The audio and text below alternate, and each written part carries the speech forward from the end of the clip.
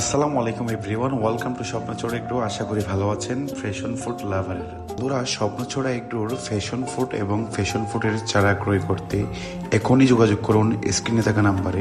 ইনশাল্লাহ আমরা পৌঁছে দেব আপনার বাড়ি পর্যন্ত।